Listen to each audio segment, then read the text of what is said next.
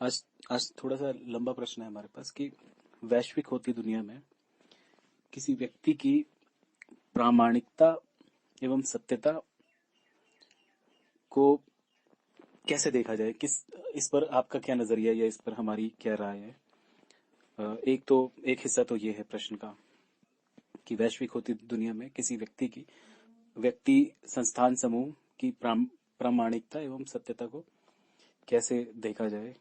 उस पर हमारा क्या नजरिया है, एक ओपिनियन क्या है हमारा, एक तो ये है। और इसी में दूसरा ये जुड़ता है कि सत्य की जो परीक्षा है वो मतलब यह जो सत्य की कसौटी है उसको अलग अलग दृष्टिकोण कैसे देखते हैं और कितने तरह के दृष्टिकोण संभव हो सकते हैं सत्य को देखने के लिए या किसी तरह के सत्य को देखने के लिए, किसी ग्राउंड पे सत्य को देखने के लिए। तो देखिए, चलिए इसको हम इस तरह से लेते हैं कि दुनिया को हम सबसे पहले तो देखते हैं कि वैश्विक है, कि उत्तरोत्तर दुनिया पे आप किसी क्षेत्रीय परिभाषा या भौगोलिक इकाई के आधार पर या वहां के दर्शनों के आधार पर अब दुनिया को आप देख नहीं सकते। वैश्विक होती दुनिया में आपको बहुत सारे दृष्टिकोण दिखाई या सुनाई देंगे जो चारों तरफ इफराद हैं, चारों तरफ फैले हुए हैं। उसमें जाहिर सी बात है कुछ शक्तियां हैं जो उनके अपने कॉन्फ्लिक्ट ऑफ इंटरेस्ट होते हैं और कई तरह के कॉन्फ्लिक्ट ऑफ इंटरेस्ट होते हैं जिनमें हम देखते हैं कि जैसे राजनीति से जुड़े कॉन्फ्लिक्ट ऑफ इंटरेस्ट होते हैं। और आजकल अब वैश्विक दुनिया में HNI एक कॉन्सेप्ट है, HNI हाई नेटवर्थ इंडिविजुअल को कहते हैं। तो वो भी हमारे पास दुनिया में बहुत सारे हैं, बहुत सारे कॉर्पोरेट घराने कह सकते हैं आप, वो भी अपने आप में मतलब उनका भी एक असर है। उनमें से भी बड़े सारे HNI निकलते हैं, उनके अपने अपने कॉन्फ्लिक्ट ऑफ इंटरेस्ट होते हैं। हर कॉर्पोरेट का अपना एक कॉन्फ्लिक्ट ऑफ इंटरेस्ट होता है। आप यदि कोई एक संस्थान का निर्माण आप कल ही करते हैं तो आपका अपना कॉन्फ्लिक्ट ऑफ इंटरेस्ट होगा। सबसे पहले तो आप संस्थान के लिए आप एक मतलब विचारधारा को लेकर चलेंगे, किसी बात को आप मानते हैं, जानते हैं, उस हिसाब से आप उस सत्य को पकड़कर उस राह पर आगे बढ़े जाएंगे। उसी क्रम में व्यक्ति का भी अपना कुछ सिद्धांत होता है। तो संस्थान में आप एक समूह के रूप में कुछ मानते या जानते हैं, एक परिवार के रूप में कुछ मानते या जानते हैं, उसको आप लेकर उन मान्यताओं को लेकर आगे बढ़ते हैं। और व्यक्ति के रूप में आपकी अपनी शिक्षा दीक्षा, आपका आरंभिक जीवन या फिर आपके आसपास का एनवायरनमेंट, उसके आधार पे आपके कुछ बिलीफ सिस्टम एक डेवलप होता है, उसके हिसाब से भी आप जानते हैं। इसमें क्योंकि ये थोड़ा बड़ा सब्जेक्ट है, इसमें रहस्यवाद को भी हम समाहित कर लेते हैं। रहस्यवाद के ऊपर जो हम लिखते और कहते हैं उसको हम इस वाले व्याख्यान में अपने शामिल करते हैं कि रहस्यवाद में भी हम अलग अलग तरह की मतलब विचित्रताओं को देखते हैं या अलग अलग तरह की मान्यताओं को देखते हैं। सत्य के एक ही सत्य के अलग अलग पहलुओं को हम देखते हैं कि जीवन में या दुनिया में बहुत सारे लोग अपने अपने तरीके से व्यवहार करते हैं और उनकी पर्सनालिटी होती है, उनका एक व्यक्तित्व होता है और वो व्यक्तित्व उनके ज्ञान के ऊपर निर्मित होता है, उनके ज्ञान के आधार पे बनता है। तो लंबे समय में उनके पास भी सत्य का एक स्वरूप होता है, अपना ही सत्य का एक स्वरूप होता है। तो उसे वो लोग सत्य मानते हैं और उस हिसाब से वो अपना आगे बढ़े चले जाते हैं। तो एक तरह से तो आपको इसमें अगर आप दूर से इस पिक्चर को देखेंगे कि हम रहस्यवाद से भी देखें या फिर दूसरा कॉन्फ्लिक्ट ऑफ इंटरेस्ट और पॉलिटिकल डायनेमिक्स और दर्शनों की दुनिया में, दर्शन और रहस्यवाद को अगर हम आपस में थोड़ा सा नजदीक लाकर देखें और करीब करीब एक साथ करके देखें तो हमें ये दिखाई देगा कि हाँ, दुनिया भर में जो समस्याएं वो दर्शनों की समस्याएं हैं, वही कॉन्फ्लिक्ट ऑफ इंटरेस्ट है। दर्शनों के बीच में छिपे सत्य और असत्य की परेशानी जो है, वो भ्रम की परेशानी जो है, और भ्रम में बने रहने के कारण जो परिस्थितियां नई उपजती रहती हैं, उनसे होने वाली जो परेशानियां, जो अंग्रेजी में कहें कॉन्सिक्वेंसेस हैं, जो परिणतियां हैं, वो बनती रहती हैं। और इसके मूल में द्वंद्व सत्य का ही रहता है। सबको अपना अपना पक्ष, अपना अपना सत्य समझ में आता है। उनको लगता है कि नहीं, जो हम सोच रहे हैं या समझ रहे हैं सत्य का वर्जन वो वाला ही बेहतर है या वो वाला ही वर्जन हमें किसी मार्ग पे ले जाएगा या पहुंचाएगा। बहुधा ऐसा होता भी है कि व्यक्ति का जो निजी सत्य है वो बहुत मिलता जुलता है, जो व्यापक सत्य है उससे मिलता जुलता है, लेकिन कई बार ऐसा होता है कि कॉन्फ्लिक्ट ऑफ इंटरेस्ट की छाया उस पर पड़ी होती है। कॉन्फ्लिक्ट ऑफ इंटरेस्ट जो हितग्राहिता का द्वंद है या हितग्राहिता है एक तरह की, कि व्यक्ति या समूह ये चाहता है कि उसके हितों को की रक्षा होनी चाहिए, तो उन हितों की रक्षा के लिए जो किए जाने वाला प्रयास है उसमें सत्य का एक मतलब पक्ष आता है। तो उसके मूल में ये सत्य रहता है कि भले सामने वाली जो पार्टी है या सामने वाली एंटिटी है या सामने जो भी हमें कंपटीशन, क्योंकि कंपटीशन तो बना रहता है जब कॉन्फ्लिक्ट ऑफ इंटरेस्ट है, तो कॉन्फ्लिक्ट ऑफ इंटरेस्ट होता किस चीज के लिए? किसी व्यक्ति, वस्तु, परिस्थिति को लेकर ही कॉन्फ्लिक्ट ऑफ इंटरेस्ट होता है। हिंदी भाषी इलाकों में जर जोरू जमीन या कौन से मुद्दे होते हैं लड़ने वाले, इसी तरह के मुद्दे होते हैं लड़ने वाले, इन्हीं पर आप कॉन्फ्लिक्ट प्रैक्टिस करते हैं या कॉन्फ्लिक्ट को देखते हैं होते हुए अपने आसपास। तो जब आप देखते हैं कि कॉन्फ्लिक्ट ऑफ इंटरेस्ट है या इस तरह की परिस्थितियां बनी हुई, तो आप उसको गहरे में दो ही बातें होती हैं, या तो आप चाहते हैं कि मैं अपने कॉन्फ्लिक्ट ऑफ इंटरेस्ट में आगे बढ़ जाऊं, सामदंड भेद, मुझे किसी भी तरह से विजय प्राप्त करनी है, कि ये वाली इच्छा मेरी हो रही है कि सामने वाले व्यक्ति को ये परिस्थिति, ये वस्तु, ये स्थितियां प्राप्त ना हो, या ये मुझे प्राप्त हो, उसे प्राप्त ना हो, मुझे प्राप्त हो, या उसे ना प्राप्त हो, मुझे भी ना प्राप्त हो, या इसी तरह की और जो मतलब मिलती जुलती स्थितियां बन सकती हैं, जितनी की भी आप कल्पना कर सकते हैं, जहां पे आप हितग्राहिता को या कॉन्फ्लिक्ट ऑफ इंटरेस्ट को पा सकते हैं, उसके आसपास से ही एक सत्य का स्वरूप प्रकट होता है और आदमी उसी सत्य की दौड़ में भागा चला जाता है। उसको लगता है कि मैं मतलब आगे बढ़ा जा रहा हूँ, आगे ही आगे बढ़ाऊंगा कदम, नन्ना मुन्ना राही हूँ, देश का सिपाही। एक फन है कि देखिए, हमेशा ही आप नन्ना मुन्ना राही फील करते हैं, आपको लगता है कि आ, साल बीत गए, वर्ष बीत गए, सब कुछ धीरे धीरे चल रहा है, अ, तो आप ऑपरेट कर रहे हैं दुनिया में, आप दुनिया में अपना जीवन व्यतीत कर रहे हैं और आपको बहुत गहरे से पता है कि यार है तो कॉन्फ्लिक्ट ऑफ इंटरेस्ट ही, और या तो मतलब मैं चेस कर रहा हूँ किसी स्थिति को, या सामने वाला मुझे रोक रहा है किसी स्थिति को चेस करने से, या कोई और चेस कर रहा है मैं उसे रोक रहा हूँ। वैसा वर्षा दोनों हालात ऐसे ही होते हैं कि किसी व्यक्ति, वस्तु, परिस्थिति, अवस्था के लिए संघर्ष ही हम चारों तरफ देख रहे हैं। तो सत्य के अपभ्रंश हमें दिखाई देते हैं चारों तरफ, जो व्यापक सत्य है, बड़ा सत्य है। फिर व्यापक सत्य को आप आध्यात्म की दृष्टि से देखते हैं कि व्यापक सत्य है क्या। तो जब हम आध्यात्म की दृष्टि से देखते हैं तो हम किसी दर्शन के उसमें चले जाते हैं, फिट हो जाते हैं। तो वो दर्शन आस्था के किस स्वरूप से आया है, मतलब आप आस्तिक हैं, नास्तिक हैं, आप आप किसी तरह की धार्मिक मान्यताओं को मानने वाले हैं। दुनिया भर में तमाम है, सैकड़ों तरह की मान्यताएं हैं जिनको आप धार्मिक मान्यताओं में गिन सकते हैं या उनको समेट सकते हैं। तो काफी हद तक मिलती जुलती हैं, लेकिन फिर भी उनमें भिन्नताएं पाई जाती हैं। तो आप उनको लेकर आगे बढ़े चले जा रहे हैं, आपके मॉरल ग्राउंड्स हैं, उनके आधार पे आपको लगता है कि हम जो सोच रहे हैं वो किसी किताब के आधार पे सही है, या कई बार दर्शन का दूसरा पक्ष जो रैशनैलिटी की दुनिया में काउंट होता है कि वैज्ञानिक दर्शनों के आधार से सही है। वैज्ञानिक दर्शन भी दर्शन ही है, तो वैज्ञानिक दर्शनों के हिसाब से सही है वो, नहीं तो किसी और तरह के दर्शन के हिसाब से सही है। नहीं, इससे भी इतर की रहस्यवाद की दुनिया में कि व्यक्ति का मूल स्वभाव ही वैसा है, तो मूल स्वभाव का अपना एक दर्शन का आप काउंट कर सकते हैं, जो व्यापक दर्शनों या समूह के दर्शनों से अलग होता है। तो मूल स्वभाव को भी हम यदि रहस्यवाद की दुनिया में देखते हैं तो वो भी, उनकी भी काउंटिंग है, कई जगह 16 तरह के हैं, कई जगह 12 तरह के भिन्नताएं हैं, कई जगह 27 तरह के, 28 तरह के नक्षत्रों के आधार पे हैं भिन्नताएं,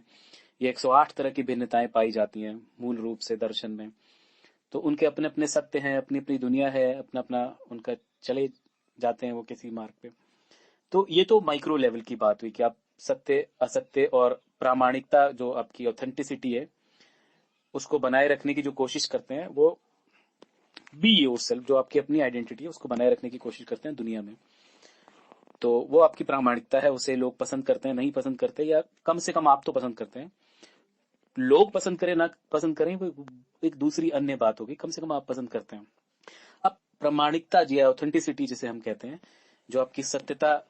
आपको परिभाषित करती है कि आप किस तरह से अपने आप को पसंद करते हैं, या आईने में अपने आप को कैसे देखते हैं, अपनी आत्मा को, अपने ज़मीर को कैसे देखते हैं। तो उसको और गहरे से अगर हम डीप में जाएं तो हमें यही दिखाई देता है कि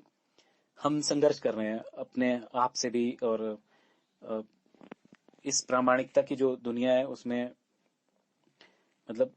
एक तरह से हम अपने आप को स्थापित करना चाहते हैं, लेकिन संघर्ष हमारा किससे, संघर्ष हमारा व्यापक दूसरे लोगों की प्रामाणिकताओं से है, या दूसरे समूहों की प्रामाणिकताओं से है, या उनके संघर्षों से, उनकी ऑथेंटिसिटी से। तो इसमें व्यापक जो दर्शन होते हैं, देखिए माइक्रो दर्शन जो है, माइक्रो स्तर पे व्यक्तियों के दर्शन जो है वो, और जो बड़े व्यापक दर्शन है, बड़े व्यापक दर्शन कौन से हैं, जैसे अभी हमने पाया कि आस्तिक नास्तिक, और अगर आप आस्तिक हैं तो तमाम तरह की जो किताबें हैं उनमें से किस किताब को आप फॉलो करते हैं, या किस को आप मानते हैं कि वो उन्होंने जो बात कही थी वो सत्य के ज्यादा करीब है, तो वो थोड़ा ज्यादा व्यापक हो जाता है। तो माइक्रो का संघर्ष उस मैक्रो से होता है, माने कि व्यक्ति का जो निजी दर्शन है, निजी मान्यताएं, उसका संघर्ष मैक्रो पे होता है, मैक्रो से होता है। अब जो मैक्रो, जो बड़ी व्यापक दर्शन है, जितने भी हैं, जितने भी तरह के हैं, उनको आप टकराते हुए देखते हैं अपने दर्शनों से भी, और इसी तरह के और माइक्रो लेवल पे जो भी व्यक्तियों के या छोटे समूहों के दर्शन है, उनकी मान्यताएं हैं, या नई कॉर्पोरेट एंटिटीज हैं, या फिर उसमें भी कॉर्पोरेट एंटिटीज को भी हम छोटे दर्शन तो नहीं कहेंगे, कई बार ये भी काफी बड़े होते हैं क्योंकि उनके भी मूल्य होते हैं, उसूल होते हैं। तो वैश्विक होती दुनिया में आपको बहुत सारे व्यापार के दर्शनों का भी सामना करना पड़ता है उसी समय, और आपके निजी जो साहित्यिक दर्शन है, और जो आपके दूसरे जीवन के पहलुओं को असर करने वाले हैं। लेकिन इनमें आपको बहुत बार यही देखने को मिलेगा कि जो व्यापार के दर्शन है, या जो जो बिजनेस से जुड़े दर्शन है, जिसमें या जिस पे फाइट की जा रही है, युद्ध, जो वर्तमान में जितने भी दर्शनों के युद्ध हैं उनमें जो फाइट हो रही है, वो मूलतः जो संघर्ष है वो कहीं ना कहीं अर्थ का ही संघर्ष है, वो एक धन का संघर्ष है कि संसाधनों पर, या भविष्य के दर्शनों पर, या भविष्य की दुनिया पर, जो भी दुनिया है या जो होने वाली है, आने वाली है, या भविष्य की दुनिया में जो भी जिस तरह के भी दर्शन पाए जाएंगे, अब जो वर्तमान में जितने दर्शन हैं उनमें से कितने ऑब्सोलीट हो जाएंगे, कितने लुप्त प्राय हो जाएंगे, या कितने रहेंगे, नहीं रहेंगे, उनके बाद जो भी बचा रहेगा, जिस तरह के भी दर्शन बचे रहेंगे, उनके मूल में अर्थ तो रहेगा कहीं ना कहीं। तो इसलिए आर्थिक दर्शन जो है, जिसे धन का दर्शन कहते हैं, वो इन सबको ओवरटेक करता है, इन सबको सुपरसीड करता है, इन सबको पछाड़ देता है। तो आपको बार बार महसूस होता होगा कि ये अर्थ का दर्शन हावी हो रहा है, या अर्थ का दर्शन, अच्छा अर्थ के दर्शन में मूल्य फिर दूसरे तरीके से काम करते हैं। वो आपको लगता होगा या कई बार महसूस हुआ होगा कि वहां पे सारा का सारा संघर्ष ही धन के आसपास है, कि धन होना चाहिए, धन की मात्रा ही तय करती है कि आप सफल हैं, असफल हैं, आप कितना पढ़े लिखे हैं, कितना नहीं पढ़े लिखे हैं, या आपका कंट्रोल कितने लोगों पे है। तो जो धन है उसे प्राप्त कर लेने के लिए कोई भी दर्शन जो काम में आए, चाहे वो किसी भी तरह की किताब के माध्यम से आप पहुंचे हो वहां पे, किसी भी तरह की किताब को आप मान्यता प्राप्त करवाना चाह रहे हो, जो धन का दर्शन है कि आपके पास धन है, तो इतना है कि कोई भी किसी भी तरह का धार्मिक संस्थान है, या किसी भी तरह के संगठन है, समुदाय है, वो आपके पीछे पीछे हैं, वो आपके चंदे पे चलने को राजी हो जाएंगे। जो राजनीतिक दल हैं, जो उनके दर्शन है, वो भी आपके चंदे पे चलने को राजी हो जाएंगे। तो मूल में यही रहता है व्यक्ति के कि यार किसी भी तरह से धन को प्राप्त कर लिया जाए, तो दर्शनों पर हमारी पकड़ मजबूत हो जाएगी, हम उनको मैनिपुलेट कर पाएंगे। अब यहाँ पे एक शब्द हमने लिया, मैनिपुलेशन, कृत्रिम रूप से सत्य को प्रभावित करना, या सत्य को, अर्ध सत्य को मान्यता दिलाना, यह है मैनिपुलेशन। अब मैनिपुलेशन इसको ओवरटेक कर जाता है पूरे के पूरे, और बार बार आपको यही देखने को मिलता होगा कि आप चाहे कोई भी माइक्रो लेवल का दर्शन लिए घूम रहे हैं, आप किसी भी नक्षत्र से आए हुए अपने आप को मानते हैं कि फला नक्षत्र से मैं आया हूँ, या मैं प्राचीन अंतरिक्ष वासी हूँ, कोई वट एवर कुछ भी हूँ, मैं कहीं से आया हूँ, और इस दुनिया पे आके मैं अपना मतलब ऑपरेट कर रहा हूँ। एक एलियन की तरह भी कई बार फील होता होगा बहुतों को, कि दुनिया उसके लिए ऐसी है कि बस वो कोई बाहरी दुनिया का प्राणी है दर्शन के आधार पे। तो माइक्रो लेवल पे आपको ऐसा महसूस होता होगा कि आपकी जो मौलिक मतलब मान्यताएं हैं, या जो आपके उसूल हैं, जो आपकी प्रामाणिकता है, जो आपकी ऑथेंटिसिटी है, वो भिन्न है, और लोगों की बहुत ज्यादा भिन्न है। और आपके मॉरल ग्राउंड्स दूसरे हैं, दूसरों के मॉरल ग्राउंड्स दूसरे हैं। तो ये जो नक्षत्रों से आया संघर्ष है कि आपको ये लगता है कि कहीं से आप दूसरे लोक से आए हैं, दूसरी किसी ब्रह्मांडीय संरचना से आप आए हुए हैं, तो वो भी एक माइक्रो लेवल पे संघर्ष चलता रहता है। लेकिन देखिए, इस विश्व में, इस वैश्विक होती दुनिया में अ, अर्थ का ही मतलब अर्थ का ही एक तरह से वो हावी है या पूरी उस पे। लेकिन संघर्ष तब पैदा होता है जब आप ये सब जानते हैं, आपको लगता है कि ठीक है, बात तो यही है, ये इन अदर वर्ड्स बोली इन्होंने, लेकिन कुल मिला के ये बात तो लगभग सभी लोग जानते हैं कि हाँ, इसी तरह से दुनिया चलती है, या इसी तरह से दुनिया में व्यक्ति अपनी अपनी स्थितियों में अकेला महसूस करता है या आइसोलेशन में महसूस करता है अपने आप को। तो किया क्या जाए? अब दूसरा संघर्ष आता है कि इस माया वाली दुनिया में, जो धन की दुनिया है, या फिर जिसमें धन का दर्शन हावी है, या जो जो ओवरटेक करने पे उतारू है बाकी बची दुनिया को, धन के आधार पे उनके माइक्रो दर्शनों को प्रभावित करने पे जो उतारू है दुनिया, या उनके जो इंडिविजुअल रियलिटी है उसको प्रभावित करने के लिए जो पूरी तरह से लैस है, पूरी तरह से, तो उसे आप कैसे देखते हैं? उस पूरी परिस्थिति को आप कैसे देखते हैं? तो हाँ, ये एक समस्या आती है कि अब यहाँ पे मैनिपुलेशन का दौर चल पड़ता है। तो अब आपको लगता है कि यार, हमारी इंडिविजुअल रियलिटी, हम किसी भी नक्षत्र से आए हो या हमारी कुछ भी मूल मान्यताएं हो, हमें कई बार तो लगता है कि वो दुनिया में मान्यता प्राप्त है या सत्य वही है, या सत्य वैसा ही है। और कई बार होता भी है, कई बार आपकी ऐसी मान्यताएं होती हैं कि काफी हद तक सत्य की, जो व्यापक सत्य होता है, जिसे सत्य मान लेना चाहिए, या जो वैज्ञानिक एक तरह से जो जिसे सबको स्वीकार कर लेना चाहिए, उस सत्य के करीब है, या सबके हित में है, काफी बड़ी दुनिया के हित में है, तो उस सत्य को स्वीकार कर लेना चाहिए, उस सत्य तक पहुंच तो है। लेकिन उस सत्य को ओवरटेक जो ताकतें कर रही हैं, वो धन के आधार पे जो दर्शन प्रचारित या प्रसारित किए जा रहे हैं, उन्होंने कर रखा है। तो कोई छोटा दर्शन जो धन के आधार पे उतना सामर्थ्यवान नहीं है, लेकिन दर्शन के आधार पे वो व्यापक है उसका असर, या फिर काफी बड़े पैमाने पर दूसरे दर्शनों से मिला जुला स्वरूप निकल कर आता है, किंतु उसका असर काफी बड़े पैमाने पे देखा जाता है कि वो कई तरह के धार्मिक दर्शन हो, या दूसरे वैज्ञानिक दर्शन हो, या दूसरे तरह के आलंबन हो दर्शनों के, उन सब में मिक्स होने के बाद एक रियलिटी निकल के आती है, वो सत्य के काफी करीब नजर आती है। लेकिन उसे कहने वाले, बोलने वाले कवि, दार्शनिक, लेखक, उनके पास अर्थ के दर्शन की कोई प्रामाणिकता नहीं होती, अर्थ अर्थ तंत्र उनको प्रमाणित नहीं करता है। लेकिन आपको गहरे में लग रहा होता है कि सत्य तो वहीं से आ रहा है, लेकिन वो प्रामाणिक नहीं है, या उसकी प्रामाणिकता पे संकट है, या फिर उसको ये जो अ, मतलब जो मायावादी दुनिया है, इसमें जो धन को लेकर आगे भगे चले लोग हैं, उनमें से कोई आदमी उसको वैलिडेट नहीं कर रहा। तो अब मन में एक भ्रम उत्पन्न होता है कि जिसको लोग पसंद नहीं कर रहे हैं, जिसका काफी बड़ा दायरा नहीं है, या पसंद कर भी रहे हैं लेकिन आर्थिक रूप से प्रामाणिक नहीं है वो, उसकी मतलब प्रमाणित नहीं है और प्रमाणिक भी नहीं है, प्रामाणिकता पे संकट है उसके। तो आपको ये लगता है कि यार, ये हो क्या रहा है? मतलब हमें लग रहा है कि सत्य तो वही है, या सत्य की आवाज तो कहीं कहीं वहीं से आ रही है, या जो भी सत्य व्यापक सत्य है, मतलब इंडिविजुअल सत्य तो सबके हम समझ रहे हैं, या दर्शनों के सत्य भी हम समझ रहे हैं कि अलग अलग दर्शनों के अपने अपने सत्य के अपभ्रंश होते हैं, लेकिन एक व्यापक सत्य जो पूरी की पूरी अ, वैश्विक होती दुनिया को असर करता है, या एक नई तरह की बात है तो वो आवाज ऐसा लग रहा है कि काफी स्ट्रगल कर रही है, या फिर मतलब संसाधनों के लिए उसके पास दूसरे तरह का संघर्ष है। या एक तीसरी बात है कि ये तो संघर्ष दिखाई दे रहा है, लेकिन ये भी देखने में आता है कि वो टकरा रहा है, उसके दर्शन से दूसरे दर्शन टकरा रहे हैं, या जो रिलीजियस दर्शन है वो भी टकरा रहे हैं, और अर्थतंत्र तो टकरा ही रहा है, अर्थतंत्र तो उसको प्रमाणित ही नहीं कर रहा है। तो ये हमें सरेआम दिखाई देता है, ये दूर से दिखाई देता है। तो हमें ये लगता है कि अब किया क्या जाए, मतलब अब हमें कौन सा रुख अपनाना चाहिए, कि यदि हमें सत्य की तलाश करनी है, सत्य की ओर आगे बढ़ना है, चाहे वो आध्यात्मिक सत्य हो, चाहे वो हमारा निजी मार्ग हो, कोई हमें अपना व्यक्तिगत जीवन या व्यक्तिगत व्यक्तिगत कोई परिवार बनाना हो, या व्यक्तिगत किसी मार्ग पर हम आगे बढ़ना चाहते हो, तो हम किस सत्य की ओर आगे बढ़े? वो जो दिखाई नहीं दे रहा, या माया, या जो अर्थतंत्र की दुनिया में प्रामाणिकता से वंचित है, वो, या हमें लग रहा है कि नहीं, हम तो देख पा रहे हैं लेकिन और लोग नहीं देख पा रहे हैं, क्योंकि सबके अपने अपने माइक्रो लेवल पे दर्शन होते हैं, या कई लोग अपने व्यापक दर्शनों के समूहों से प्रभावित होते हैं, कि दर्शन समूहों से प्रभावित होते हैं। तो हो सकता है वो इस वजह से, लेकिन मुझे दिख रहा है कि अब मैं कनेक्ट कर पा रहा हूँ, या कर पा रही हूँ, कि सामने सत्य है, और उस वो सत्य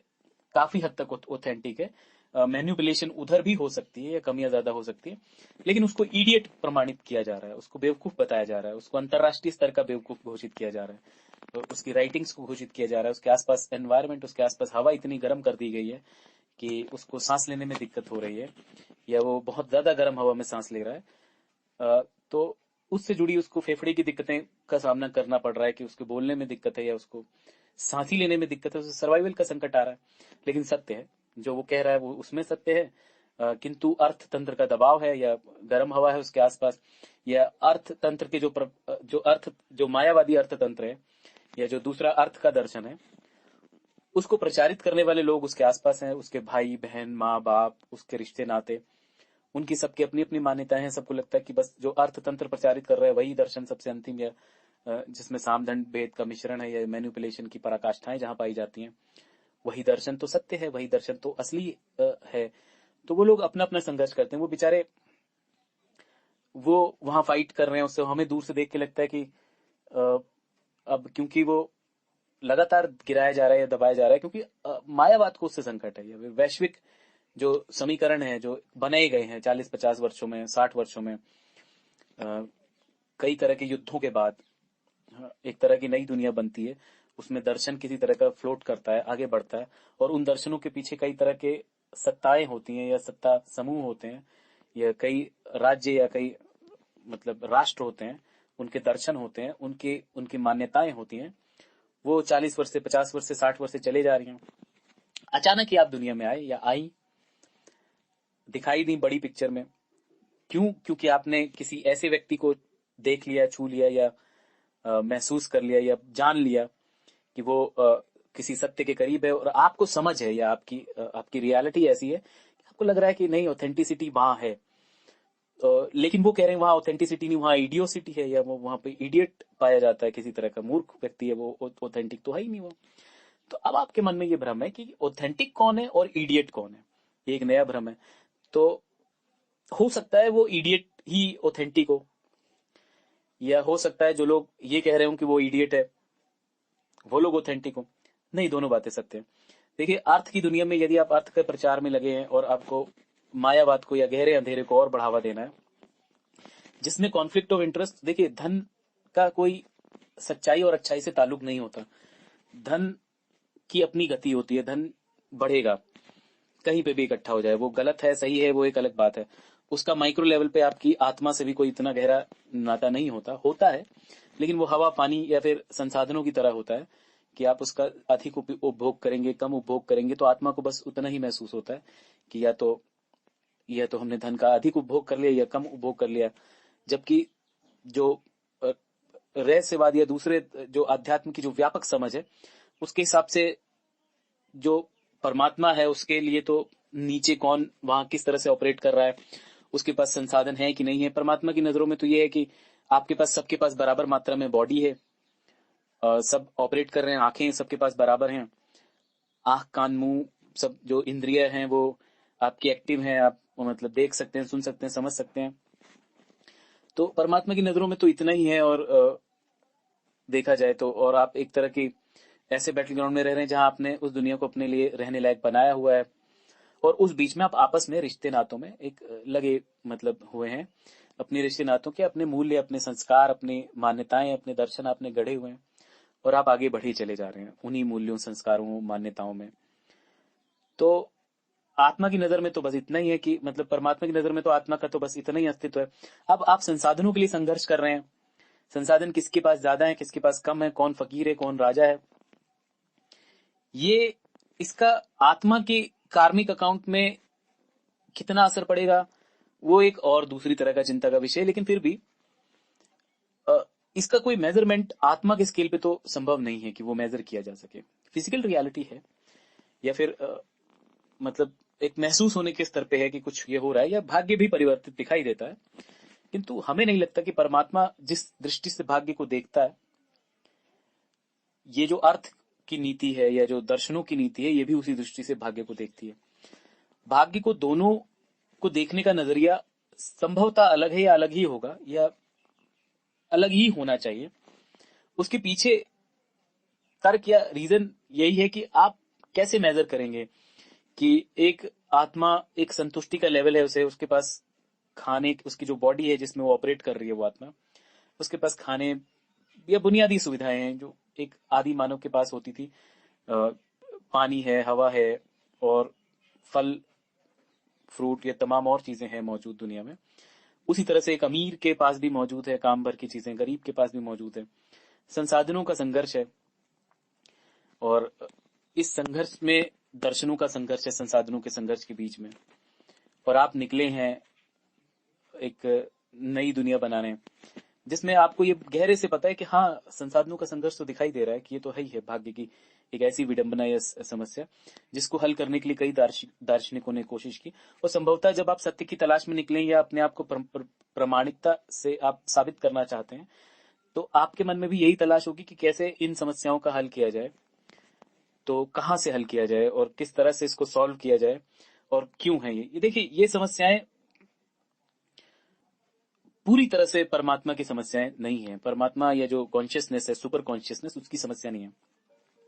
ये मानवीय समस्याएं हैं, या इसको हम एक सेपरेट करके ही देखना चाहिए कि फिजिकल रियलिटी की समस्याएं, जिसमें जाहिर सी बात है कि हाँ, ये द्वंद आपको दिखाई देगा कि ये परमात्मा और व्यक्ति या आत्माओं या व्यक्तियों, आत्माओं और संसाधनों के बीच का एक अजीब सा घालमेल दिखाई देगा, जो अपने आप में एक अलग डिफरेंट डीप टॉपिक है जिसके ऊपर हम गहरे में जा सकते हैं। लेकिन अगर इसे मोटा मोटा ये ऊपर से देखते हुए मतलब सतही इसका अवलोकन करते हुए निकले, तो एक व्यक्ति जो दूर से देख रहा है कि हाँ ठीक है, ये सारी बातें तो मुझे समझ में आ रही हैं, और उसके गहरे में मेरा भी संघर्ष ये कि इस दुनिया में जो जंगल है या जो ये पृथ्वी है एक तरह का, जिसमें तमाम तरह के जीव जंतु रहते हैं, उसमें मानव भी एक वो है जिसके पास सोल है, जिसके पास जमीर है। अब दूसरे जीव जंतु जमीर का सौदा कर पाने में सक्षम है या नहीं है, या वो जंगल राज जो है उसमें जमीर का सौदा नाम की कोई चीज होती है कि नहीं होती है, ये प्रामाणिकता का कोई संकट वहां पैदा होता है कि नहीं होता है, ये एक बहुत अलग बात है। ये इसके ऊपर आप और गहरे में दूसरे एंगल पे जाके सोच सकते हैं। लेकिन प्रामाणिकता, सत्यता और जमीर का जो संकट है, आत्मा का जो संकट है, वो आपको ये मायावादी दुनिया या जो मनुष्य की दुनिया है, जिसमें जो चैतन्य है, जिसको आपको लगता है कि मानवीय चेतना जिसमें है, जिन लोगों में है, सब में है, उन्हीं के बीच के आपस का संकट है ये कि प्रामाणिकता क्या है, या दूसरों के सामने हम दिखाई कैसे दें, हमारी आइडेंटिटी क्या है, हमारी इमेज क्या है, हमारी इमेज क्राइसिस क्या है, हमारा संघर्ष क्या है। ठीक है, दूसरों के सामने आप एक भिखारी के रूप में, एक कबाड़ी के रूप में, एक कवि के रूप में, एक दार्शनिक के रूप में, एक अमीर आदमी के रूप में, एक गरीब आदमी के रूप में, एक रिक्शा वाले के रूप में, एक पंचर वाले के रूप में, तमाम जो रोजगार जितने हम पढ़ते हैं अपनी शुरुआती क्लासों में, जितनी तरह के ट्रेड्स होते हैं, जितनी तरह के प्रोफेशन होते हैं, डॉक्टर, इंजीनियर, तुम ऐसे ऐसे बिंबों में आप देख सकते हैं व्यक्तियों को, व्यक्ति समूहों को। और इसी में आप उनको भी देख सकते हैं तमाम तरह की जो प्रसिद्ध मान्यताएं हैं, प्रसिद्धि जो प्राप्त होती है। जाहिर सी बात है कि हर तरह के प्रोफेशन में आप प्रसिद्धि प्राप्त कर सकते हैं, लेकिन आप अपने आप को एक प्रसिद्ध व्यक्ति के रूप में भी देखना चाह सकते हैं, तो वो एक दूसरा संकट आ जाता है कि आप प्रामाणिक होना चाहते हैं, अपनी सत्यता जो आपकी सत्यता है, या आप प्रसिद्धि को प्राप्त करना चाहते हैं। फिर द्वंद, एक नया द्वंद आता है कि प्रसिद्धि के लिए द्वंद आ जाता है, प्रसिद्धि की राह में द्वंद आ जाता है। फिर प्रसिद्धि की राह में जो जिसे हम कहते हैं कि sacrifice your values for right network, एक वर्ड है, कहीं किसी ने बोला या इसी तरह के भाव प्रकट किए कि sacrifice your values for right networks, की संपर्क सूत्रों या संपर्कों के लिए अपनी जो मौलिक मान्यताएं हैं, जो भी आपको प्राप्त हुई हैं, उसके मूल में क्या है। हो सकता है आप किसी नक्षत्र से आई एक अलग तरह की जीवात्मा हो, या हो सकता है आपके परिवार के संस्कार ऐसे हों, या कुछ और रीजन हो सकता है कि आपकी अपनी इंडिविजुअल रियलिटी, जो आपका स्कूल, कॉलेज, या जिस वर्ष आप पैदा हुए हैं दुनिया में, या जिस वर्ष आपका स्कूल, कॉलेज, या जिस तरह के मित्र आपको मिले, उनकी वजह से एक रियलिटी आपकी आई है। वो रियलिटी में ये संकट दिखाई दे रहा है कि आपको के सामने ये आ गया है कि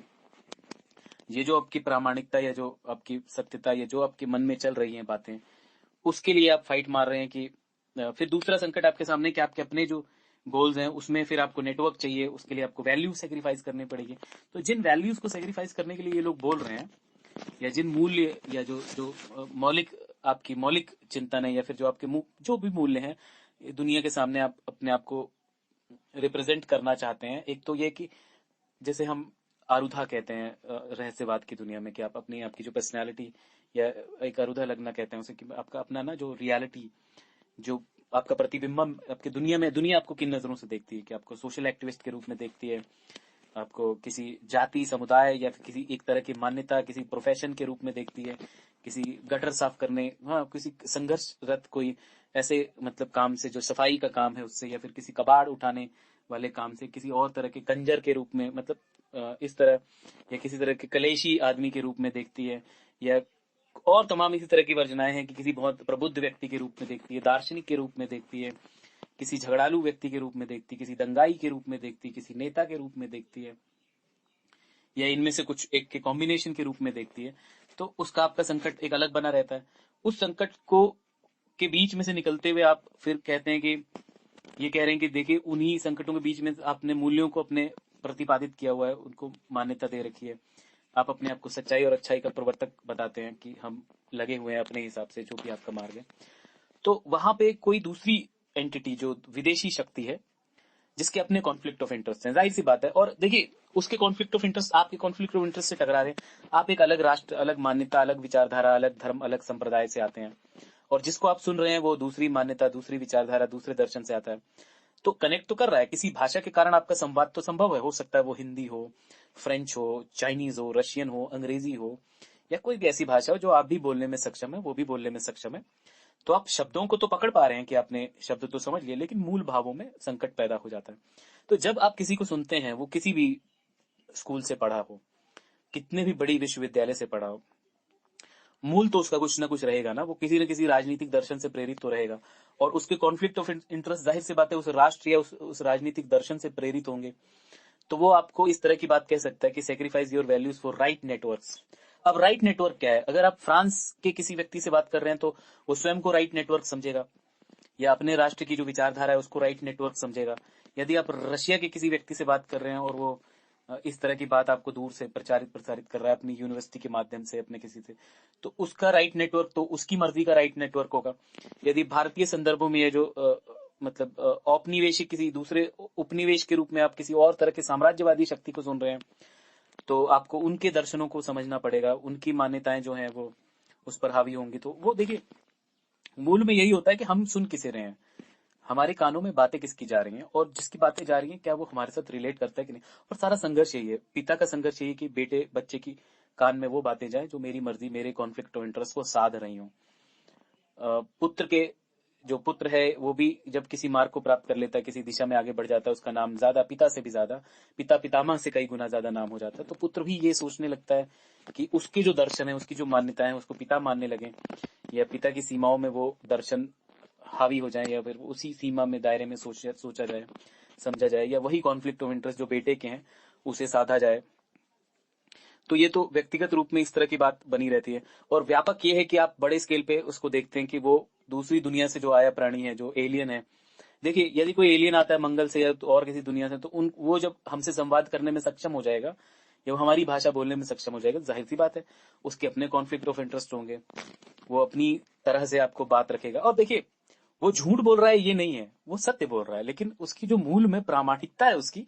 वो उसके दर्शनों से उपजी प्रामाणिकता है। जब वो बात कह रहा है कुछ भी, वो 1 घंटा बोले, 2 घंटा बोले, 6 घंटा बोले, या 60 दिन बोलता रहे, और हर रोज 1 घंटा 2 घंटा बोले और सत्य ही बोलता रहे, उसको लग रहा है वो सत्य बोल रहा है, जिन जिन डेटास के ऊपर बात कर रहा है वो सब सत्य दिखाई दे रहे हैं, लेकिन वो उसका सत्य है, वो उसका सत्य है, वो उस एक तरह के दर्शन का सत्य है, वो जो उसकी प्रामाणिकता है वो एक तरह के दर्शन की प्रामाणिकता है। अब आप क्योंकि ग्लोबल है दुनिया, वैश्विक हो रही है, तो हम कई बार ये भी कंसिडर करते हैं कि हाँ यार उनका असर और प्रभाव तो दुनिया भर में है, हमें उन्हें ही मान लेना चाहिए। तो देखिए ये आपकी मर्जी है कि आप किसी तरह की पश्चिमी, पूर्वी, या किसी उत्तरी, दक्षिणी, किसी भी तरह के दर्शन या किसी भी दिशा से आई मानसिकता या विचारधारा को कैसे आत्मसात करते हैं, उसको कैसे अपनाते हैं, वो आपका निजी विचार है, निजी कल्पना है, निजी कल्पना के दायरे की चीज है, तो उसमें नहीं। लेकिन हमें ख्याल हमेशा ये रखना होता है कि बात आ कहां से रही है, वो दर्शन का मूल क्या है। किसी ने कह दिया, किसी यूनिवर्सिटी ने कह दिया, किसी तरह के कोर्स करिकुलम को पढ़ाने वाले व्यक्ति ने कह दिया, लेकिन कोई भी कोर्स करिकुलम, कोई भी यूनिवर्सिटी, उस यूनिवर्सिटी के मूल में ये बात जरूर होगी कि वो उनके अपने राष्ट्र का दर्शन क्या है, उनके अपने नेता का, या उनके अपने जो सत्ता है,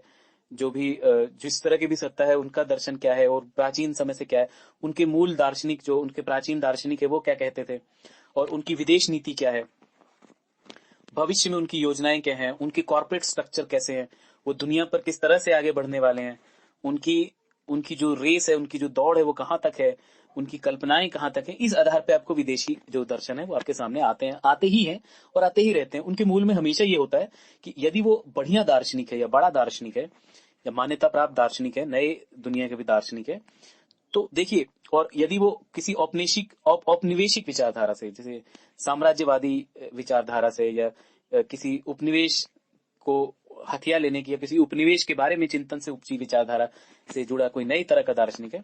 और वो टारगेट कर रहा है किसी उपनिवेश के व्यक्ति को या व्यक्ति समूहों को या उपनिवेश के नेताओं को, तो ये बात पक्की है कि वो जब सोचेगा या जब बोलेगा वो, तो इस बात का ख्याल रखेगा कि उसकी टारगेट ऑडियंस क्या है। हो सकता है वो नई डेट में पुरानी डेट का डेट एडिट करके बात करे, वो सारी बातें अलग हैं, लेकिन वो टारगेट ऑडियंस को देख रहा है, किसको उसको बोलना है, क्या बोलना है, कैसे कहना है।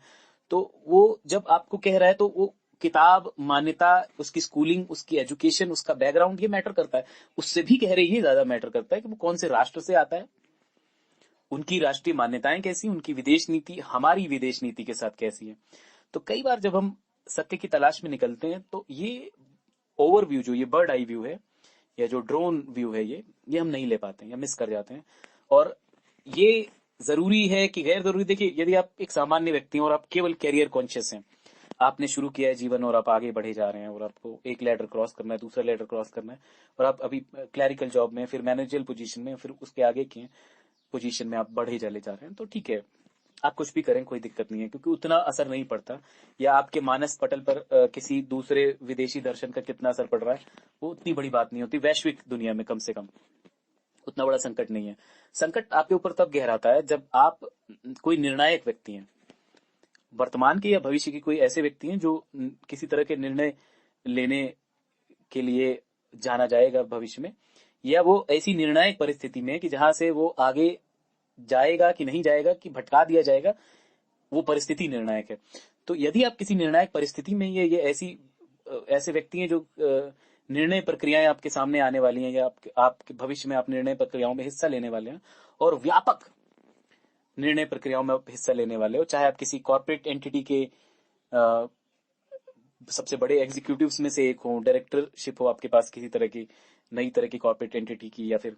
आप किसी तरह का नेतृत्व संभालने वाले हो, या किसी तरह के आप विदेश नीति से जुड़ा आपके पास कोई प्रश्न चिन्ह हो, या फिर आपको बहुत बड़ी नेतृत्व शक्ति हो, तब आप किसकी बात सुन रहे हैं, कौन है, उसके मूल में क्या है, ये सारी बातें एडिशनली बहुत ज्यादा जरूरी हो जाती हैं। ये उतने हल्के में ली जाने वाली बात नहीं कि आप कोई क्लैरिकल प्रोफाइल पे काम कर रहे हैं, उसके बाद मैनेजर पे जाना है आपने, या उसके आगे और कोई स्ट्रगल करना है, या फिर जस्ट आपको किसी तरह की सेलिब्रिटी बनना है और उसके बाद काम तमाम, फिर कोई दिक्कत नहीं है। सेलिब्रिटी बन गए और बस अचीवमेंट हो गई, हासिल, मेडल मिल गया, या किसी तरह का ताज प्राप्त हो गया आपको, फेम प्राप्त हो गया, वो फेम आपका अंतिम लक्ष्य है। यदि फेम वगैरह और इस तरह की जो अजीब तरह की जो दूसरे तरह की पहलू है वो आपका अंतिम लक्ष्य है, तो कौन से व्यक्ति ने क्या बात कही मायने नहीं रखती। लेकिन यदि लक्ष्य कुछ और है, वो दर्शन को टच करने वाला है, और सच में सत्य की तलाश है, सच में ही आप सत्य की तलाश कर रहे हैं और कॉन्टिन्यूस आप खुद ही सत्य को, या आप प्रामाणिक हैं, प्रामाणिकता पे बिलीव करते हैं, या आपकी आत्मा प्रामाणिक, आपको लगता है कि वो सत्य और सत्य, एक सत्यता की ऐसी प्रामाणिकता की दिशा में बढ़ी चली जा रही है जो आपके हिसाब से तो रियर है, या मतलब एक तरह से प्रीशियस सिचुएशन है, कि भीड़ में बहुत सारे लोग ऐसे नहीं है, या उस तरह से सोच नहीं पाते हैं, या वो उस तरह से देख नहीं पाते हैं, या वो मॉरल ग्राउंड्स पे वैसे कार्य कर नहीं पाते हैं, समझौता करने को मजबूर हो जाते हैं। आपका इतिहास ऐसा है कि आपने समझौते नहीं किए हैं, आप बहुत ज्यादा डिमांडिंग है, बहुत ज्यादा चूजी हैं, बहुत ही ज्यादा आपकी निर्णय प्रक्रिया डिफिकल्ट है, या आप धीमी निर्णय प्रक्रियाओं के स्वामी हैं। आप जल्दबाजी में फैसले नहीं लेते। आप यदि कोई जल्दबाजी में फैसले लेते हैं तो वो भी, मतलब वो भी संभावित परिस्थितियों का आकलन आपने पहले ही वर्षों वर्षों किया होता है, तब आप किसी सिचुएशन पर रिएक्ट करते हैं, बहुत इंस्टेंट रिएक्ट करते हैं, तो माना जा सकता है। वरना यदि आप निर्णय प्रक्रियाओं में बहुत धीमे हैं और आप अपने जीवन से जुड़ा एक एक पहलू का निर्णय बड़ा वो रहते हैं, तो द पाथ नॉट चोजन, मतलब कि जो मार्ग नहीं चुना गया, कोई मार्ग ऐसा जो आपने नहीं चुना, तो अवसर लागत या फिर किसी तरह के मार्ग को आपने छोड़ दिया, दूसरे मार्ग की ओर आप चले गए, ये सारी बातों का भी आपको ध्यान रखना होता है कि उससे होता बहुत कुछ है। यदि आपने एक मार्ग को चुन लिया और दूसरे मार्ग को छोड़ दिया, तो जिस मार्ग को आपने छोड़ा है उसके साथ बहुत कुछ छूट जाता है, भविष्य की बहुत सारी संभावनाएं आपकी छूट जाती हैं। और जिस मार्ग को आपने प्राप्त कर लिया, वो उससे भविष्य की बहुत सारी नई या बेहतर संभावनाएं भी पैदा हो सकती हैं आपके सामने, या प्रकट हो सकती हैं आपके सामने। तो संघर्ष हमेशा ही, लेकिन देखिए, सत्य का संघर्ष ऐसा है कि हमें हर बार यही सोचना पड़ता है कि जो व्यक्ति सत्य की ओर प्रशस्त है, या जैसे लगता है कि उसे सत्य को प्राप्त करना है, या एक ऐसे व्यक्ति के रूप में जाना, यदि मान लीजिए आप नास्तिक हैं, आपकी कोई आस्था नहीं है कि पुनर्जन्म है, या परमात्मा से कोई लेना देना है, या परमात्मा नाम की चीज, फिर भी आप नास्तिक होते हुए मॉरल ग्राउंड्स पे हैं, तो जाहिर सी बात है आपकी कल्पना में ये होगा कि आपको भविष्य में एक ऐसे व्यक्ति के रूप में जाना जाए जो जब इस दुनिया से छोड़ के गया तो उसने मानवीय गुणों को अपनाया, और मानवीय चेतना के विकास के लिए, या मानव जाति के मतलब एक तरह के व्यापक हितों के लिए, व्यापक हितों को तुम कई बार मान लीजिए ना भी कोई देखे तो भी हम ऐसा नहीं कहेंगे कि वो आदमी चिंतनशील नहीं है, या ये वो आदमी ने अच्छे कार्य नहीं किए, वो महत्वपूर्ण नहीं है। कई बार व्यापक के बजाय किसी क्षेत्रीय हित या फिर किसी तरह की क्षेत्रीय मानसिकता में आप दुनिया को देखते हैं और संघर्ष कर रहे हैं, तो आप उस संघर्ष के बाद जब अगला जो पड़ाव है आपका, तो उसमें ये महत्वपूर्ण, ये काफी वैल्यूबल सिचुएशन हो जाती है कि आप ये समझें कि आपका जो चिंतन है वो मतलब कौन सा रास्ता उसने चुना, कि द पाथ जो रास्ता नहीं चुना उसने, वो बेहतर था कि ये वाला, माने उसका ये कि सत्य चुना या किसी ऐसे मार्ग पे चला गया जो मैन्युपुलेशन से भरा और असत्य का मार्ग था। जाहिर सी बात है कि मैन्युपुलेशन और असत्य के जो मार्ग है, उस पे जो कामयाबी जो दिखाई देती वो तात्कालिक होती है और बहुत तेजी से आती है। और तात्कालिक इसलिए कह रहे हैं क्योंकि वो देखिए, जो लोग सत्य को मानते हैं या सत्य के लिए संघर्षशील हैं, उनकी उनके बीच का या उनके समूह का कोई व्यक्ति असत्य मार्ग की ओर बढ़ जाता है, या करीब करीब मैन्युपुलेशन वाले मार्ग की ओर बढ़ जाता है, तो जहां मैन्युपुलेशन ज्यादा मात्रा में पाई जाती है, सत्य हर जगह है, ऐसा नहीं कि सत्य नहीं है, लेकिन मैन्युपुलेशन ज्यादा है, तो उस मार्ग पर यदि आपको आगे बहुत निकल जाते हैं, तो जाहिर सी बात है कि आपका छूट गया, कुटुंब छूट गया, परिवार छूट गया, ट्राइब छूट गई, जिस ट्राइब में रहने पे जो आपकी मान्यता होती, वो क्योंकि आपके जो जीवन मूल्य हैं, जो आपके आत्मिक मूल्य हैं, वो जिनके साथ मैच करते थे, उनके साथ आपकी मान्यताएं मतलब उनसे भिन्न हो गई, या मार्ग भ्रमित हो गए आप, तो आपको एक एकाकीपन, एक बहुत अजीब सा एहसास होगा कि मैं अकेला पड़ रहा हूँ, या मैं ऐसी दुनिया में आ गया हूँ जहां वो मेरे मतलब की दुनिया नहीं है, ऐसी भीड़ का हिस्सा बन गया हूँ, जो भीड़ किसी और तरफ भगी चली जा रही है, जो भीड़ का मकसद केवल और केवल अर्थ को प्राप्त करना है, अर्थ के आधार पर दर्शनों पर कब्जा करना है, या सत्य के अपभ्रंश से वो खुश हैं। तो ऐसे मार्ग पे निकल जाने के बाद आपको मतलब वो कचोट सकती है बात कि आपने दूसरा मार्ग क्यों छोड़ दिया। तो उन लोगों को भी आपकी कमी महसूस हो सकती है कि आप किस तरफ निकल गए, आप थे कहाँ के, किस परिवार का हिस्सा थे और किस मार्ग पर चले गए। तो यह किस तरह की आत्मिक आपकी यात्रा थी, और आपने किस तरह की आत्मिक यात्रा को चुन लिया। यही एक संकट है, और कोई संकट नहीं है। बाकी ना मार्ग वो वाला बुरा है, ना मार्ग वो वाला बुरा है। तो बुरा माने कि देखिए, हर मार्ग से आपको कुछ ना कुछ प्राप्त होगा। जो थोड़ा सा शेडी मार्ग है, या दो मतलब क्या कहते हैं, थोड़ा सा अर्थतंत्र वाला या मायावादी मार्ग है, या जो मैन्युपुलेशन जहाँ पे बहुत भारी मात्रा में अपनाया जाता है या किया जाता है, उस मार्ग पर तो जाहिर सी बात है बहुत सारी तेजी से चीजें आपको प्राप्त होंगी। उनकी जो प्राप्त होने की गति है वो बहुत ज्यादा तीव्र हो जाएगी। लेकिन उस प्राप्त करने के बाद आप करेंगे क्या? उसको स्थायी रूप से या संरक्षित करने के लिए आपको फिर वही करना पड़ेगा कि जो अपने ही जैसे लोग हैं उनको मारना पड़ेगा, जो आपकी तरह की आत्मिक विचार, आत्मिक झुकाव रखते हैं, आपकी तरह का ही आत्मिक झुकाव रखते हैं। आप उन्हें दूर से देखेंगे भी, लेकिन आपको उनका वध करना या करवाना पड़ेगा, या उनकी विचारधारा का वध करवाना पड़ेगा, या उनको भी वही दारू पिलानी पड़ेगी जो आपने पी ली थी किसी समय, और आप इस समुदाय का हिस्सा बन गए जिस समुदाय में जाने से आप बच सकते थे, रुक सकते थे, या आप उसको दूसरी तरह से देखकर दूर से सलाम कर सकते थे। आपने उसके बजाय उस मार्ग को चुन लिया, या वहां पे आप चिल मारने लगे, तो वो जो चिल मारना है, उसके बाद आपको वही उसी तरह का कार्य करना पड़ेगा, कि उसी तरह का वध, या हैंगिंग कहते हैं इसे, हम हैंग कह सकते हैं, कि उसी तरह का वध या फांसी उन नए लोगों को भी देनी पड़ेगी जो आप ही की तरह के होंगे। किंतु आपको एक नए समुदाय का हिस्सा बना लिया गया, एक नई विचारधारा का, एक नए चिंतन के मार्ग पर आपको डगमगा दिया गया, तो अब आपको वही स्ट्रगल मारना पड़ेगा कि आपके सामने फिर वो संकट आएगा। तो आत्मा का संकट सबसे बड़ा यही है कि हम वो कार्य करवाया जाए जो हम नहीं करना चाहते, हमसे वो कार्य करवाया जाए जो हमारी आत्मा नहीं करना चाहती। तो एक तो पहले तो आपको मार्ग भ्रमित करा के पहला कार्य ये करवा लिया कि जो आपकी आत्मा नहीं करना चाहती। दूसरा कार्य आपसे ये करवाया जाएगा लंबी दौड़ में कि आपसे उन्हीं लोगों का वध करवाया जाएगा जिनका वध आप नहीं करना चाहते, जो आप ही के जैसे हैं, या जो जिन्होंने आपके मार्ग पे, या जो झुके नहीं, जो रुके हुए हैं, या जो दूसरे मार्ग पे चल रहे हैं, या जो उम्मीद उनको दूसरे मार्ग की है, या वो ये सोच रहे हैं कि सत्य का प्रकाश वो दिया लिए घूम रहे हैं कि इस अंधेरे में इतना ही दिया काफी चलेगा। तो जो एक दिया लिए घूम रहे हैं, अपने अपने छोटे छोटे दिए लिए घूम रहे हैं, प्रकाश रोशनी लिए घूम रहे हैं, उनको आपको बुझाना पड़ेगा, उनका वध करना पड़ेगा, या उनको अपनी बातें देनी पड़ेगी, या अपना एक नया दुनिया दिखानी पड़ेगी, या उनको अंधकार में, या उनको एकदम प्रकाश की ही नई दुनिया दिखानी पड़ेगी, कृत्रिम प्रकाश की दुनिया दिखानी पड़ेगी जिसमें आप मजा कर रहे हैं। तो लंबी लंबी दौड़ जो है वो यही है कि दर्शन का ही युद्ध है सारा ये। तो जब आपको विदेशी शक्तियां या फिर दुनिया भर से इस तरह की आवाज कहीं सुनाई दे, ऐसा नहीं कि वो व्यक्ति गलत है, वो व्यक्ति केवल अपने राष्ट्र के लिए सत्य बोल रहा है, वो प्रामाणिक है, उस व्यक्ति की सच्चाई और अच्छाई में कोई कमी नहीं है, लेकिन वो वैश्विक दर्शन में हो सकता है आपके राष्ट्र को केवल औपनिवेश की दृष्टि से देख रहा हो। तो अगर आप जिस राष्ट्र को राष्ट्र माने बैठे हैं, जिस इलाके को इलाका माने बैठे हैं, या जहां आपका जन्म हुआ, आप पले बढ़े हैं, उस इलाके के लोगों की आपको चिंता है, या फिर वहां के लोगों के प्रति आपका एक झुकाव है, उसे आप अपना माने बैठे हैं, और उसके हिसाब से वो आपको अपना बनाना चाहता है, तो आप उसके एजेंट हो गए। फिर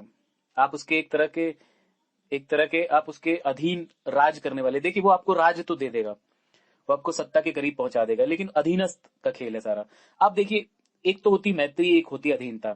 एक होती कि या आप एक राष्ट्र का नेतृत्व कर रहे हैं, आप दूसरे राष्ट्र के नेताओं से मैत्री पूर्ण संबंधों में हैं, ये स्वाधीनता की दृष्टि में आता है, ये संप्रभुता में आता है। लेकिन दूसरी दृष्टि ये होती है कि आपने अधीनता स्वीकार कर ली।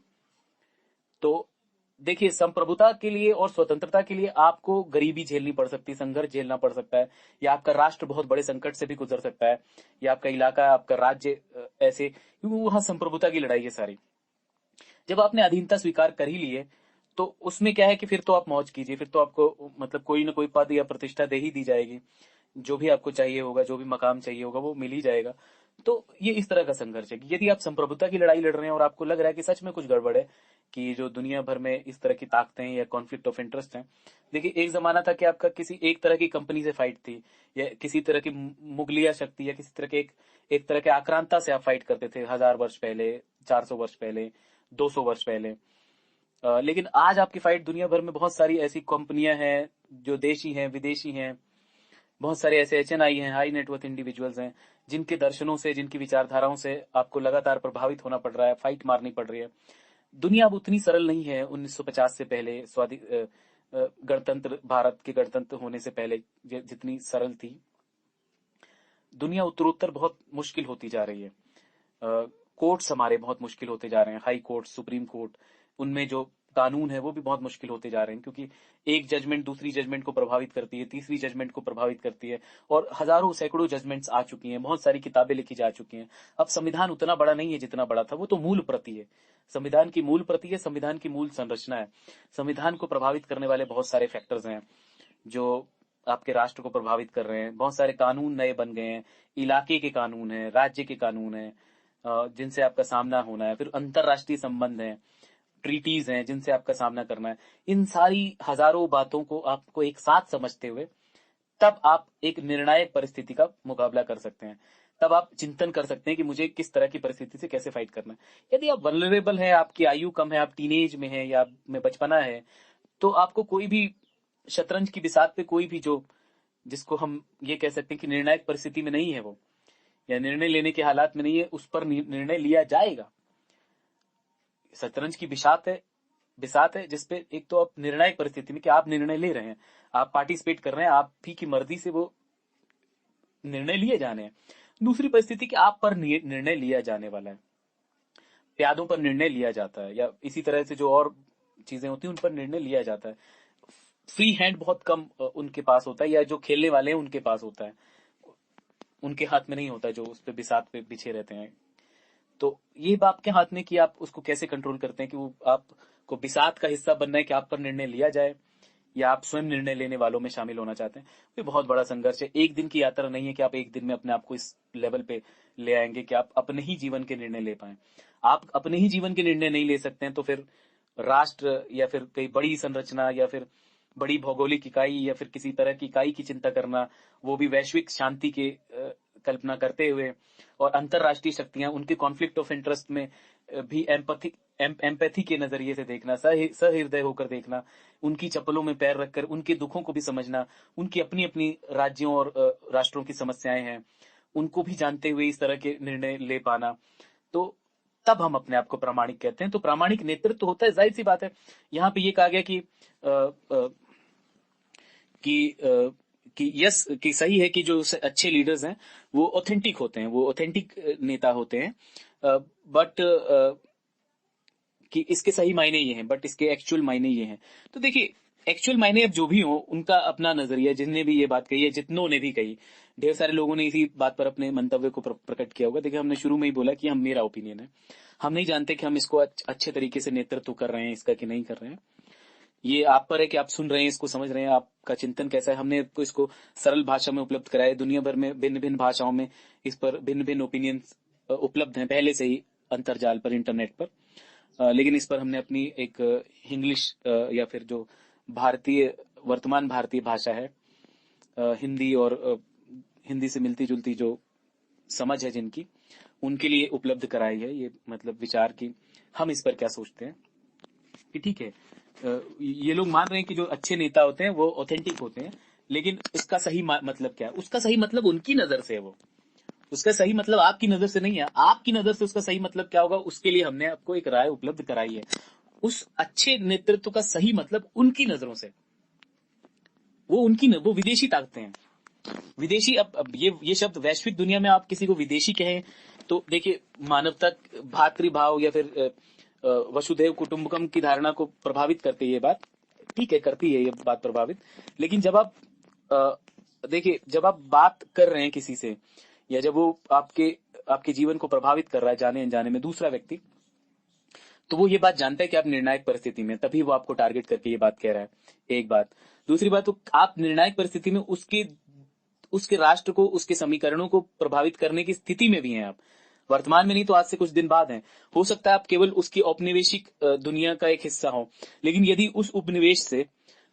उसके उस साम्राज्यवाद के उस उपनिवेश से उसको उतनी मात्रा में लाभ प्राप्त नहीं होंगे भविष्य में, आपके कारण, जितनी मात्रा में उसको वर्तमान में हो रहे हैं, या किसी तरह के जयचंदों के होने पे हो रहे हैं, या किसी तरह के धोखाधड़ी करने वाली जो दुनिया पहले से मौजूद है, या जो उसके समीकरण बने हुए हैं उनमें हो रहे हैं, तो वो आपको रोकेगा। उसकी इंटेंशन आपको रोकना है, या उसको मार्ग भ्रमित करना है, या आपको बहुत जल्दी वो सारी चीजें मुहैया करा देना है जिसको प्राप्त करके आपको लगे कि आपको कुछ प्राप्त हो गया है। आपको किसी तरह से जल्दी से संतुष्टि का भाव पैदा कर देना है कि आपकी यदि कोई आध्यात्मिक यात्रा है तो वो विचलित हो जाए, वो मार्ग भ्रमित हो जाए। कारण ये कि उनका जो भय है वो दर्शन से है। दुनिया की सबसे बड़ी समस्या दर्शन है, ये हम पिछले अपने व्याख्यानों में भी कह चुके हैं, और दोबारा से पुनः हम ये कह रहे हैं कि दुनिया की सबसे बड़ी समस्या, सबसे बड़ा भय और सबसे बड़ी भ्रांति सब दर्शनों के आसपास ही। इसकी आज हमने थोड़ी अतिरिक्त व्याख्या की है इस प्रश्न के माध्यम से। तो आप इसको सुने, हो सके 2-3 बार सुने, बार बार सुने, और अपने चिंतन से इसकी और व्याख्या करें और इसको विस्तार दें। जो पहलू हमने नहीं छुए उसको कमेंट बॉक्स में हमसे साझा करें, और ये इस चिंतन को जगह दें। यदि आप सच में अपने राष्ट्र की चिंता करते हैं, और सच में अपने नागरिकों की चिंता करते हैं, या सच में उनके भविष्य की चिंता करते हैं, या आपके कॉन्फ्लिक्ट ऑफ इंटरेस्ट उन पर हावी नहीं है, या जिन लोगों को आप प्रेम करते हैं, जिनको आप अपना, या जिस दुनिया के लिए आप चिंतित हैं, जिस जिस खास तरह की भौगोलिक परिस्थिति के लिए आप ज्यादा चिंतित हैं, यदि आपका उनसे इस तरह का भाव है, तो आपको ये दृष्टिकोण जरूर सुनना चाहिए, पढ़ना चाहिए, बड़ा कीमती है। इसको आप सहेज लें,